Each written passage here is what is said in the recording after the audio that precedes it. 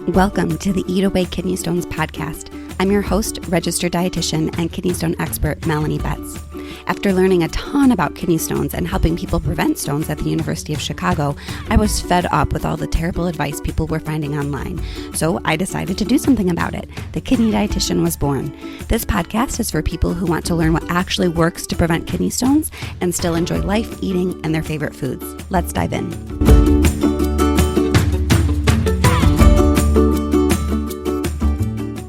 Welcome to the 17th episode of the Eat Away Kidney Stones podcast. I'm your host, registered dietitian and kidney stone expert, Melanie Betts, and today is an episode that you really won't want to miss. I am really excited about this episode, so thank you so much for downloading and listening in. Today we have a very special guest, Dr. Zisman. I worked with Dr. Zisman during my time at the University of Chicago, and she is truly one of the most biggest mentors in my life, and certainly one of my biggest kidney stone mentors when it comes to what I've learned and my approach to kidney stone prevention. So I am thrilled to have her on the podcast today. So Dr. Zisman still works at the University of Chicago, where she is actually the director of the stone prevention program there.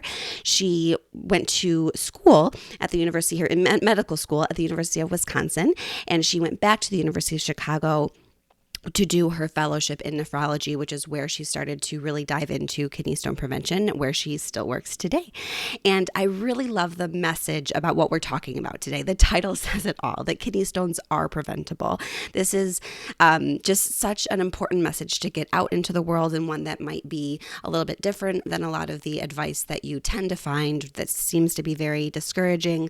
I love Dr. Zisman's passion for getting this very optimistic and true. This is not just optimism. This isn't just like her hoping. This is actual science and actually true that kidney stones are preventable in the vast majority of cases. So with that, let's welcome Dr. Zisman to the program. Well, hello, Dr. Zisman. Thank you so much for being on the podcast today. Thank you so much for having me. Really excited to be here. Yes, I'm honored to have you here. And I am very, very excited about talking about this topic of kidney stones are preventable. I remember we were having lunch a couple months ago, and I loved your immediate response when I asked, like, I would love to have you on the podcast, and what sort of, topic would you like to talk about? And without missing a beat, you said you want to get the message out that stones are preventable. And I loved it. So we are running with that topic today. Fantastic. Yeah, exactly. And the reason I'm so passionate about it is I see so many people come to me, 10 years, 15 years after they've had multiple stones, multiple surgeries. And they're often told, there's nothing you can do about it. Call us when you get your next stone. And it's such an unfortunate situation because there are so many options for helping people decrease their risk, and generally that are not so onerous that they're not worth doing. Yeah, absolutely. It honestly is heartbreaking, because I also get messages from people that have been dealing with stones, their whole life, or even just one stone. Like that's more than enough to want to be interested in prevention. And the messages that they are often given is like, well, there's not really much you can do. Like, come back and see me again when you have another stone, which is just really, really sad that that's kind of the state that so many people are living in, with that level of anxiety and that sort of thing. Exactly. And I think giving people the tools to sort of take ownership of the process, makes people feel empowered and gives them a little bit of a sense of, I'm doing something about the problem, but oh, by the way, it's also quite effective in reducing recurrence. Right. Absolutely. Absolutely. So I thought we could maybe start out with talking a little bit about some of the stats around the current state of stones. So we always say, like, you're likely to have another stone if you have one, but kind of dive into that a little bit more. How likely are you really to have another stone if you had one? Yeah, so if you take all comers, if you have one stone at 10 years, depending on the study you look at, somewhere between 5 to 10 years, there's a 50% chance you will have another one. And certainly, it'll vary with the risk factors that you have, but, just the average person with the first stone has about a 50% chance of recurrence at somewhere between 5 to 7 to 10 years. And that's a lot. Significant. Absolutely. So what are some of those risk factors that would maybe make you even more likely to have another stone? So if people have anatomic abnormalities that can be readily addressed, if people have bowel disease, which can predispose them to, problems with both calcium and oxalate absorption, as well as, low urine output because of, diarrhea, or ileostomy, lots of different situations can put you at greater risk. Um, but the recurrence risk is certainly higher by certain types of stones as well. So if you're a uric acid stone former, the recurrence rate is higher. Um, if you are, certain jobs put you more at risk if you work in the heat. If you are in a Taxi situation, drivers, right? I feel like that's always called out. There's exactly. yeah. Exactly. And truck drivers. Mhm. Some of my biggest offenders are actually physicians and healthcare professionals, nurses who can't, leave their patient's side to, drink more and then go to the bathroom more. I Um, remember teachers. I've worked with a lot of teachers as well. Exactly. Exactly. Yeah. So, it's some of the things are, things you can control, some of the things are not. But even in whatever situation, there are sort of tips and tricks that we can use to diminish that risk. Yeah. Yeah. I get a lot of questions. I have medullary sponge kidney, or I have polycystic kidney disease, so you are more predisposed to having stones. And I get a lot of questions of, like, does nutrition even still matter? Is there anything that I can do? And the answer is absolutely. Nutrition matters and medication matters. And there's many, many things that you can do, even when you do have these other conditions, whether it's bowel disease or these anatomic things or professions that are putting you at higher risk. There's still lots of things that you can do to prevent your stones, no matter what situation you're in. Is that right? That's absolutely correct. And I think that what you're getting to is the importance of individualizing treatment, which is how we know, um, what problems are leading to a given person's risk of stones. And once we know, we can, use our tips and tricks, whether it's for the teachers, or the truck drivers, there are things we can do. And then when we evaluate risks as far as metabolic disease, so, if somebody has too much calcium in their urine, we can treat that with medication, but I won't know that until we evaluate the problem. And how do you evaluate the problem? Excellent question. Thank you for that softball. It's really important for any stone former to have a 24-hour urine collection. And the reason for that is, for any, 20 taxi drivers or 20 teachers, besides their lifestyle and their jobs, their risk factors from a metabolic perspective will be different. So when you do a 24-hour urine collection, it helps the physician or any other healthcare provider identify those things that, whether it's nutritional, if they're not eating enough calcium, or if they're eating too much of something else, animal protein, um, or if they have a genetic predisposition to putting too much calcium in the urine, we can make that distinction and we can address it rather than sort of guessing in the dark. Yeah. Yeah. You use the term something else metabolically going on. You said something along those lines.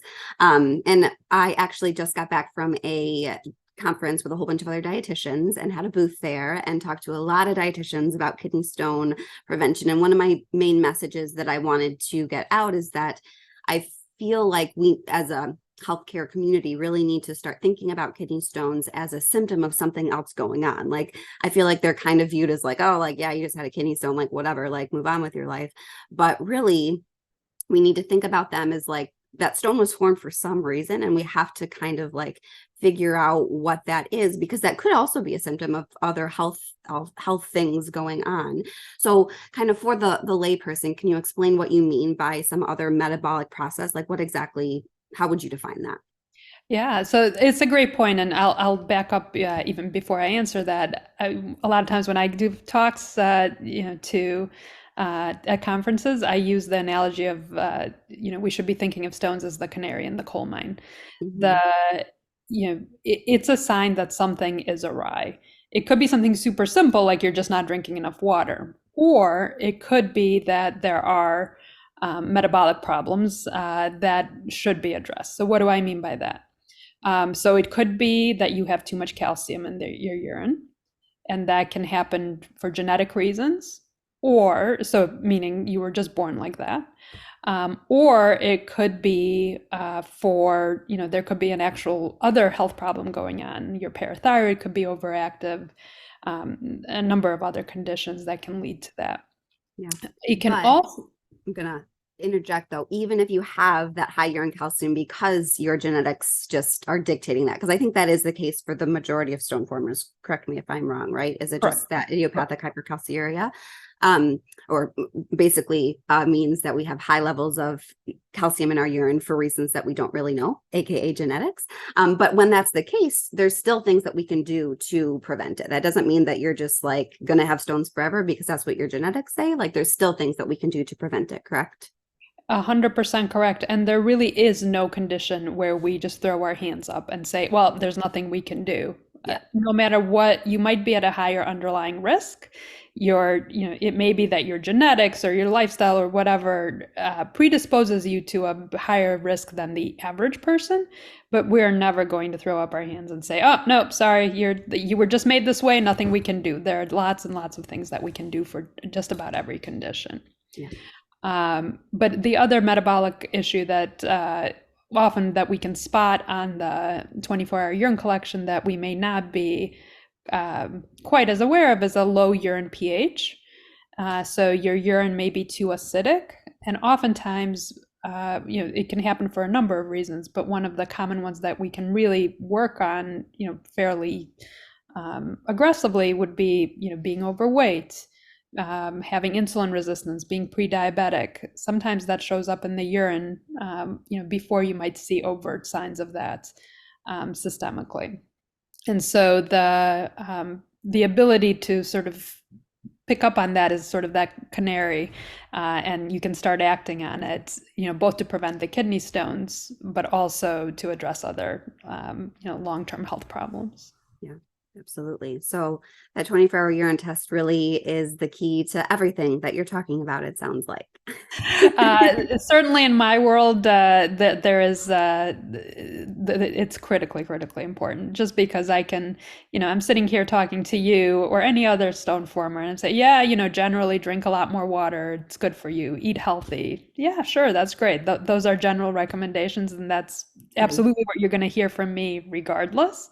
But then I can also say, hey, you can use this medication, or you can use, a different medication, and your risk is halved, or goes down to a third of where you were before. Mm-hmm. Why wouldn't somebody want to do that? Yeah, absolutely. And if I know for the people listening, if you've been following me for half a day, you've probably heard me mention 24-hour urine tests 75 million times, because I really feel that probably everyone with a kidney stone should be getting these tests. But unfortunately, we know that only about 20%, it seems like estimates range pretty significantly, but like 20%-ish of people who have stones get this test ever. And so if you are listening to this podcast, you likely are interested in stone prevention. And so that 24-hour urine test really is key. And even from a nutrition standpoint, certainly the vast majority of the stuff we talk about for stone prevention is kind of just general healthy eating that all of us should be doing anyway. But we know that making dietary changes is hard, right? Like for a whole lot of reasons. And so trying to do all of these things all at once can be really, really hard. But if I, as your stone dietitian, have that urine test, I can tell you exactly what's maybe most important, where you're going to get the biggest bang for your buck if you are wanting to make some lifestyle changes to reduce your stone risk. Absolutely. And, from the medical side, diet is medicine. So when I say from the medical side, I mean more as a prescription sort of approach. But again, I won't know if you have a problem, or I won't know whether to test you for a genetic problem if I don't have some sort of sign based on the 24-hour urine. So yes, and I will say I have no conflict of interest. I do not own any stock in any of the urine testing companies. You might think I do because of my passion for advocating for 24-hour urine collections. Ditto. Ditto. All right. So we talked about how stones are preventable for everyone, no matter why you're making stones. There's always something that you can do to prevent stones, and how that 24-hour urine test really is key, because it's going to tell us why you're making that test, what exactly is going on in your urine that is forming stones or predisposing you to form stones in the future, because it does change over time. Maybe we can talk about that a little bit, because I feel like you certainly work with people who, maybe have high urine calcium, and then, 10 years later, all of a sudden their oxalate is super high. You're kind of like, how does that change, and why does that change over time?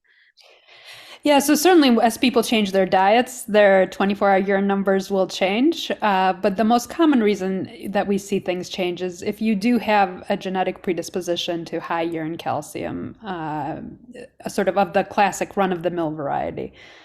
There's some more rare conditions that can give you that are also genetic, but for the purposes of this, when I'm saying genetic hypercalciuria, that's sort of what we used to call idiopathic, meaning we didn't know what it was, but what we realize now is that, there are multiple genes involved. It's not just one gene, but it causes this unexplained increase in urine calcium.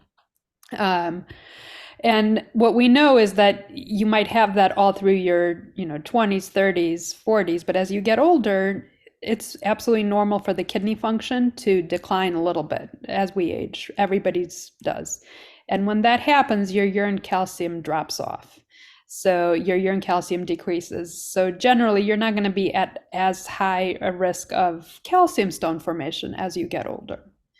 That said, nothing is for free. So as you get older, you might think you're in the clear, but that's when the uric acid stone risk rises. And so that's because as we get older, we get a little bit more of that, pre-diabetes predisposition.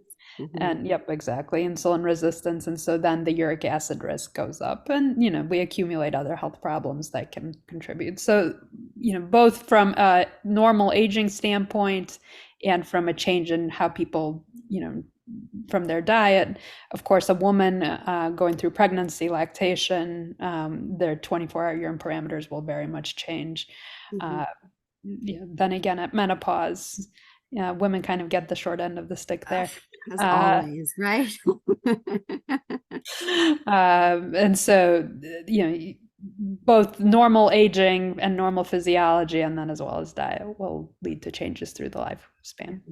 Yeah. So, it sounds like lots of reasons why that 24-hour urine test can change significantly, and people can go from making calcium oxalate to uric acid, or calcium phosphate stones to calcium oxalate, right? Like, it's not like you're one stone former, which I think, again, speaks to the importance of that 24-hour urine test. I tell people all the time, I don't really care what kind of stone you had in the past. Like, that's kind of useful, but I care about that 24-hour urine test a lot more, because that's going to tell us what we can do moving forward to prevent stones. And I'll throw in there, it's super important to look at the stone analysis. It really gives us a hint of where problems may lie. That said, we don't know when that stone formed. So a lot of times, if you pass a stone today, that stone may have formed 20 years ago when you were in college. You probably eat a little differently in college, I imagine. Exactly. And, where people don't realize that stones can, be silent for many, many years, and then you end up passing. And so the risk at the time may be for a very different stone than the one you passed. We want all of those pieces of information, but again, this is where individualizing care, seeing that 24-hour urine in conjunction with the stone analysis and the clinical history really helps us. That's definitely ideal. But if you weren't able to get a stone analysis because you didn't see it when it passed, or your surgeon didn't analyze it after they got it out, or whatever it is, there's still that you can still absolutely get that 24-hour urine test to see what you can do to prevent it. That certainly isn't, you don't have to have a stone analysis to have a 24-hour urine test. I've gotten that question before too, a couple times. Absolutely. Yeah.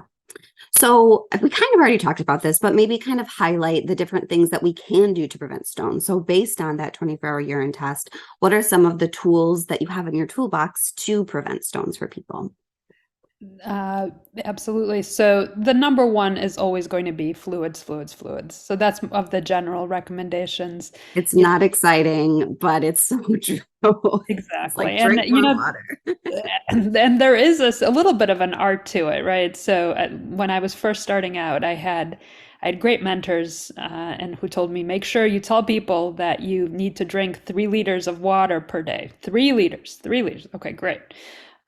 So I dutifully did that to all my 3 liters. patients. Hmm. And then I had a few patients come back and, like, they're still forming stones. So I started to dig deeper. So tell me about how you drink your water. And they would start first thing in the morning. They were very organized people. They wanted to check off things on their to-do list. To And so drink all their water?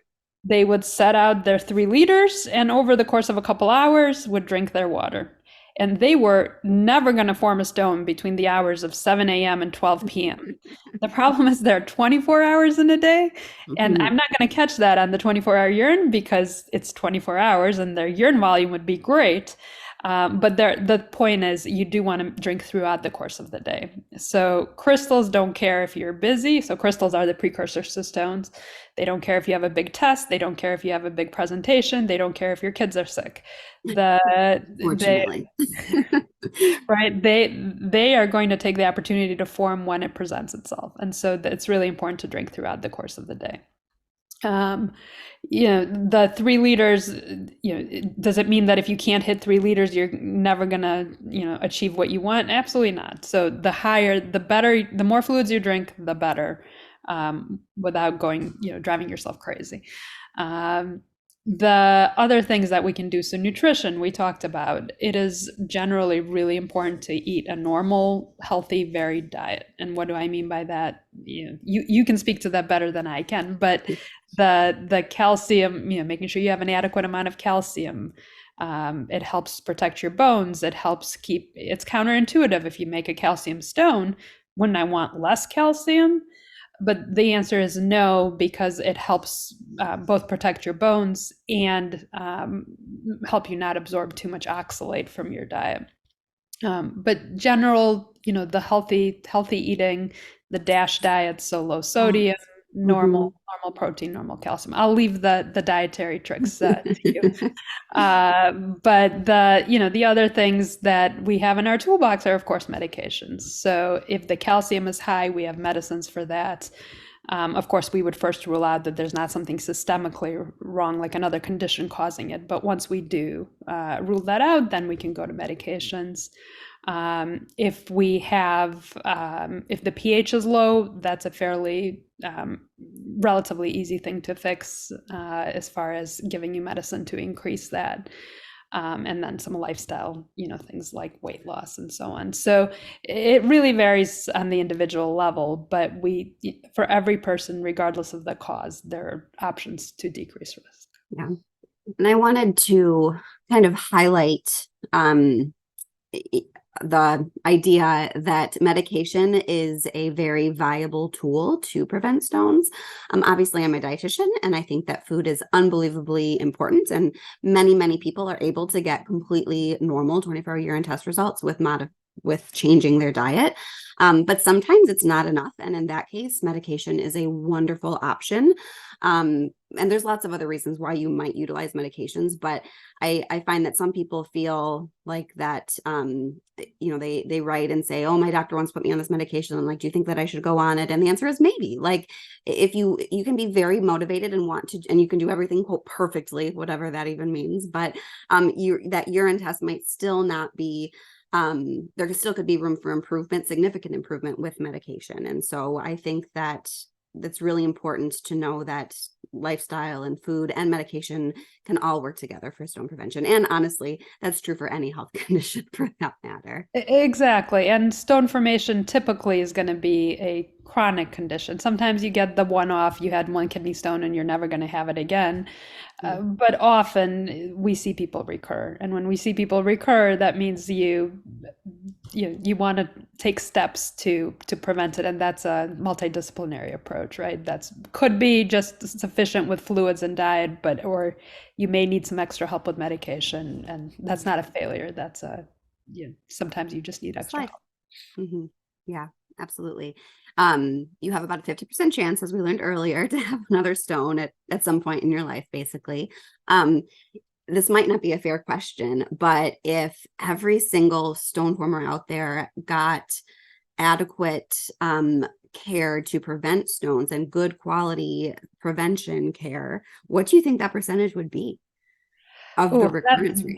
that is a really, really tough question. Oh, I think we don't know the answer to that, honestly, but we know it would be a lot less. So mhm. what we know from trials with proper medication and targeting some of the diets, the risk decreases by about two thirds to a half.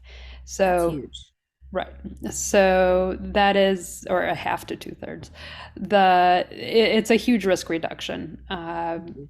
Of course, that's in trials. I mean, I can tell you that in our stone program at the University of Chicago, we have people that I'm writing refills for that I have to look up. Like, I don't know who this person is. That's Um, a good problem to it's a have good if you're problem the because they patient. haven't been, and I'm calling them back and they're like, well, why do I have to come in? I haven't had a stone in 20 years. And I'm like, well, it's because you've been taught to do all the right things and you're on a medicine that helps. So, which is fantastic. So I would say that it's a very hard number to quantify because people have different risk factors, et cetera. But based on the studies, it's at least, 50 to two-thirds reduction in That's stone huge. recurrence. That's really huge to think about the number of people, because this is a lot of people in the United States. We say, I think typically the number that's thrown out is about 10% of people will have a kidney stone at some point in their life, right? And that's going up. So maybe like 12, Um, if you look at the number of people in the United States, I think I did the math just the other day. I think it's 33 million people who will have a symptomatic stone in the United States alone. And so that is around 15 million people at a minimum that we could be preventing stones for. So that's Yep. pretty cool to think about, really. It's really powerful, and yeah, absolutely. And I think what's sad to me is that not enough people realize that that is the case, that prevention is possible. Um, but yes, a lot of people. Yeah. Yeah, absolutely. Absolutely. So another interesting point that you brought up during that lunch where we were talking about what we might talk about on our podcast is this idea that stones are preventable, and also what that means for kids. So since we know that for many people there is such a strong genetic component to stone formation, and since we do know that there's things that you can do to prevent stones, what would be your recommendations for people who form stones in terms of screening for their children? Would you recommend it? What age? What would you do for that screening? Kind of what are your thoughts on that topic? Yeah, that's a hard one because, as you said, it's a lot of people. And if you take 15 million people and then test all of or 30 million people, Yeah, and then test a lot of all of kids. their offspring, that's a lot of population that we would be screening. So That I'm maybe not is sure. not a great use of resources. Right. Mhm. But I think on an individual level, I think it's just important for people to realize. So, sometimes parents don't want to scare their kids, and, they had a kidney stone, maybe they don't talk about it, but it's just something for people to be aware of. Yes, my parents had kidney stones. My mom had a kidney stone. It means that I am at risk, particularly if your mom had a kidney stone and had the 24-hour urine and she wasn't shown to have a high urine calcium. That's a 50-50 shot that you have high urine calcium as well. Doesn't mean you're going to form a stone, but it means that you're at a higher risk. Mhm. Is it worth doing a 24-hour urine? Realistically, again, probably not cost effective, not a great use of resources, and potentially anxiety provoking. But the, to be aware of it and to say, maybe just another reason to have that healthy diet with, lots of fruits and vegetables, not too much salt, Mhm. drink, sufficient water. Again, probably, not a bad idea. I can tell you I'm in that category. So my father had a kidney stone. Mhm. And that is, not why it wasn't like a changing event for me that I, decided to pursue this. But I do know that my dad had a kidney stone, and I have not been tested for a 24-hour urine. But is it there in the back of my mind? Yeah, for sure. Yeah.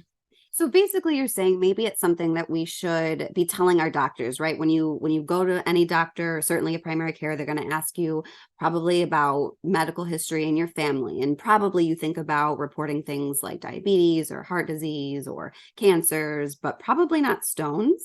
And you're saying that it needs to be elevated to that level of just awareness for both you Exactly. and your doctors.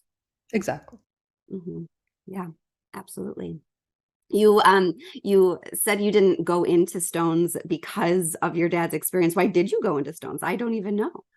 Serendipity, honestly. It was I when I was a resident, I had an amazing mentor, Stuart Sprague, who um, got me interested in metabolic bone disease. So vitamin D, calcium, and the interaction of kidney disease and bone health. And then when I came to do my fellowship at the University of Chicago, there was a huge stone program, and because of that interest in vitamin D and calcium, I began to interact, with the great mentors I've had here. So Fred Coe and Elaine Wooster, and I think because I knew the words, metabolic bone disease, I I You. seemed intelligent enough to be included into their fold, and yeah, that's how it is. Yeah, interesting. What is metabolic bone disease, and what is the connection between kidney stones and bones for Yeah. people listening today? Yeah. So, metabolic bone disease, people think of bones as sort of these rocks that are holding us up, right? Mhm. But it's actually a highly metabolically active organ, meaning there is constant bone turnover. As I sit here today, my bone is being broken down, and new bone is being formed to keep it strong and healthy. That's crazy to Uh, think about. Like as you're just sitting here, your bone is working that hard. I'm exactly. thinking about little dump trucks, like in my little bones, like taking calcium and phosphorus and moving it around. That's literally what's happening is that like minus the dump truck, but the cells are being activated to break down bone because to break down old bone, new bone is being formed, and that needs to happen in a healthy balance. And what we do know is that in kidney stones, the bone health in patients with calcium kidney stones, bone health is impaired.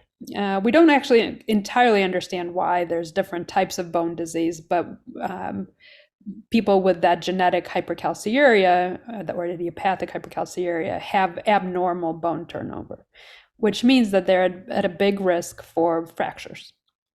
And so, what we know is men who fracture oftentimes are stone formers because of that abnormal calcium balance. Mhm. And so, that interplay is kind of, I think, how I ended up leaning towards studying stones is just, calcium and phosphate can come together in the bone, and calcium and phosphate can come together in the kidney, and sort of also in the vasculature, which is why stone formers are also, stone formation is associated with heart disease. And so for all of those reasons, that canary in the coal mine and got me interested in. Yeah, you just really like bones, is what I'm hearing. Yeah, I You would find like them to understand. fascinating. Yes, I would like to understand bones better. How about that? Yeah. And that's also one of the reasons why I talk about calcium all the time, because those calcium stone formers specifically are at such higher risk of bone disease. It's important that you get that calcium. You talked about this earlier, but it's such an important point to reiterate that we do not want to be limiting calcium because you have calcium stones. I still get those messages practically daily, Dr. Zisman, from people Absolutely. getting So those do I. messages. And it is infuriating. It drives me nuts. Oh God. When I'm explaining to people, you need to make sure you get 3 to 4 servings a day of calcium containing foods. It doesn't have to be Mhm. dairy. Like, but I have calcium stones. That doesn't make sense. My doctor told me, and I'm like, no. Mhm. And you try to be gentle, but no, the answer But is you're no. burning inside. You not at the Yes. patient, but at the doctor that told them Right. that, because it Yeah, is people so are wrong and it's harmful. It Yeah. is very harmful, and it is, again, it's harmful for their stone formation. We know risk of stone formation goes up if there's inadequate calcium intake, but it's also harmful for bone health for women and men, who are going to be at risk of fracture. Yeah. Yeah. But that is for a whole nother podcast. We'll have to have you on again to talk about making sure you are working with a doctor who is a pro at stone prevention, because this podcast is already going on for some time, but I would love to have you on again if you'd like to talk a little bit more about that. I would love that. And thank you so much for having me. This has been so fun. Yes, thank you so much for joining me. And thank you everyone for listening in today. And I hope to see you again on the Eat Away Kidney Stones podcast. Thank you for listening to today's episode. For more help with kidney stones, check out my website, www.thekidneydietitian.org. For more personalized help from me, check out my online course, Kidney Stone Nutrition School. VIP enrollment includes help directly from me. I can't wait to see you there and help you prevent kidney stones. Have a great day.